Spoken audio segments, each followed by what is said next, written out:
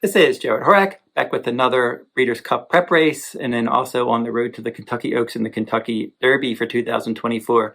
This one on the road to the Derby, I'm going to be doing the Grade 1 American Pharoah at Santa Anita Park for Saturday, October 7th.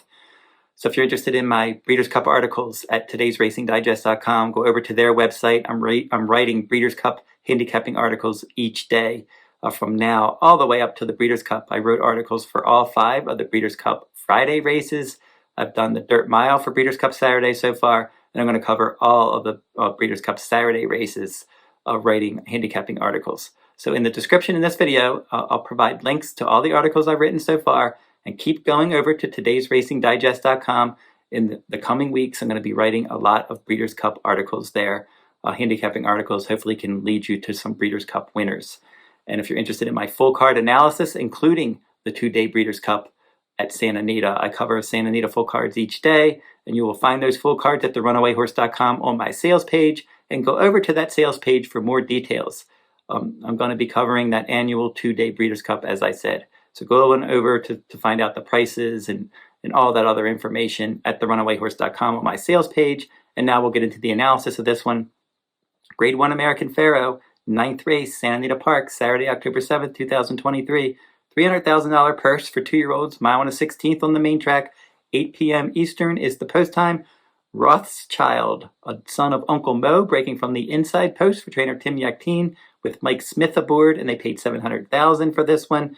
He was 5th of 9 in the debut, but then second time out he made the lead from the inside post and he won by 5. And then the Del Mar Futurity, he could not keep pace. He ran last there, beaten 12 lengths. So I think from that inside post, they're going to probably want him to impact the pace as he stretches out in distance in his 4th career start. Muth, a $2 million son of Good Magic, and Uncle Mo is the dam sire, and Bob Baffert is the trainer for number 2, Muth, and Juan Hernandez is going to ride back. And he looked outstanding in the debut. 5 furlongs at Santa Anita, he just controlled the pace. He was just so much quicker than everybody else early. And a lot of times Baffert's horses will do that. They just run them off their feet. And that's exactly what this one did, and won by more than 8 lengths. Second career start in the Best Pal.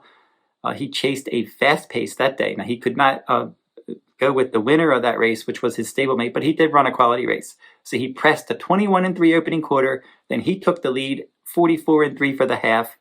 And then he could not, Prince of Monaco was closing under Flavien Prat. He could not go with that one, but he was able to finish a clear second.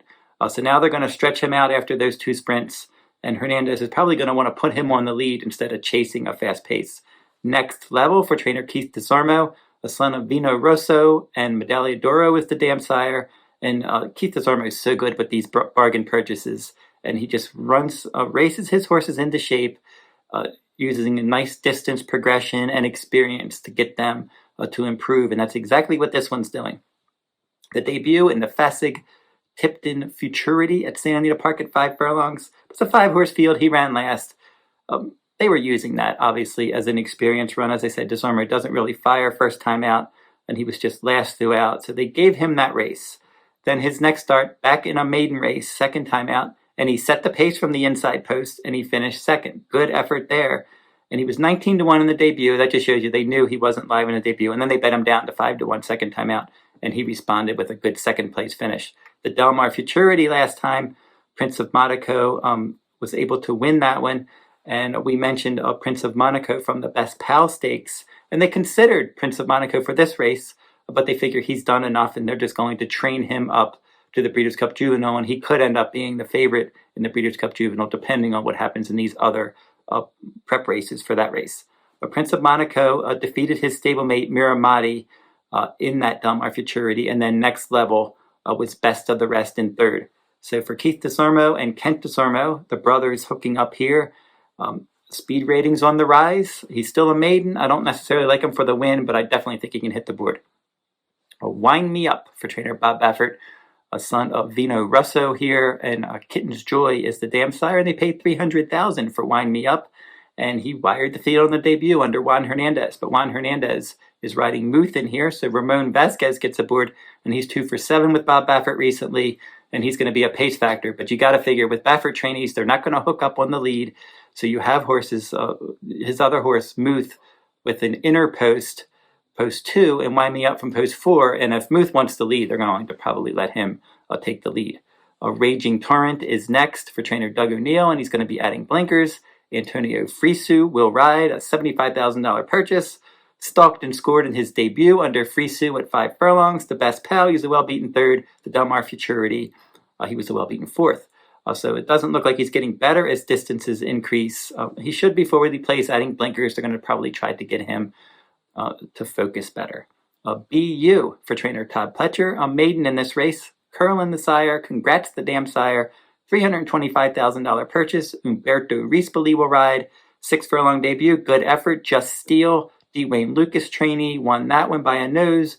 BU, a good effort from that inside post, stalking, having the lead, and just missing that day as the 3-2 favorite. Locked was a clear 3rd, and Locked came back, and he was a strong next out winner, and he's the favorite in the Breeders' Futurity. So BU comes to the West Coast. I think they're trying to get a race over the track at Santa Anita, and if he runs well, obviously he'll end up in the Breeders' Cup Juvenile. But he comes out of that hopeful last time. In that hopeful, as a maiden, he took money, outer post, decent outside stalking trip, pace was fast.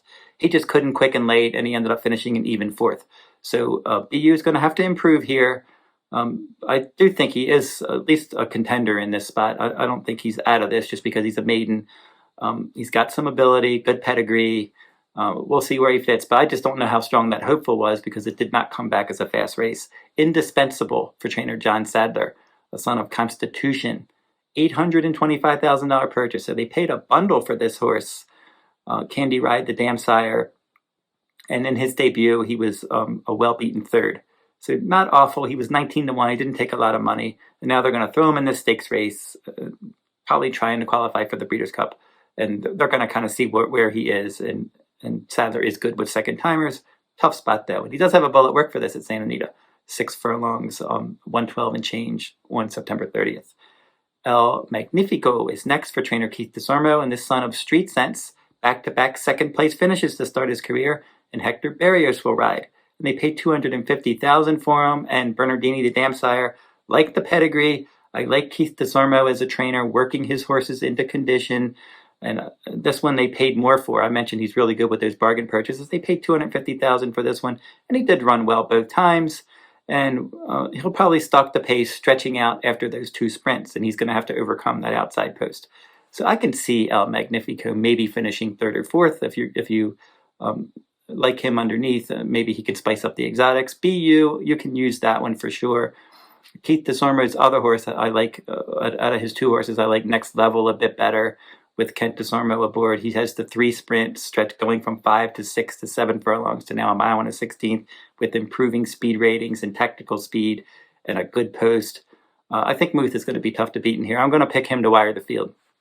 I know I probably won't get a ton of value there. He was the favorite in back-to-back starts, but I think Baffert is going to have him on the lead this time, just like he was in his debut.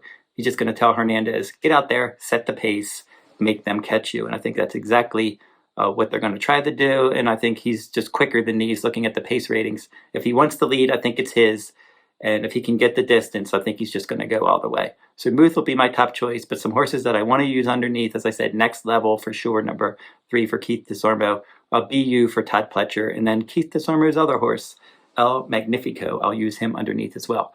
So don't forget to like, subscribe, and comment if you like this horse racing content, and keep checking my YouTube channel for all of these Breeders' Cup videos. This week is the last big week for the Breeders' Cup preps, so they're piling them all in this week, and I'm doing as many videos as I can, piling those videos on my YouTube channel.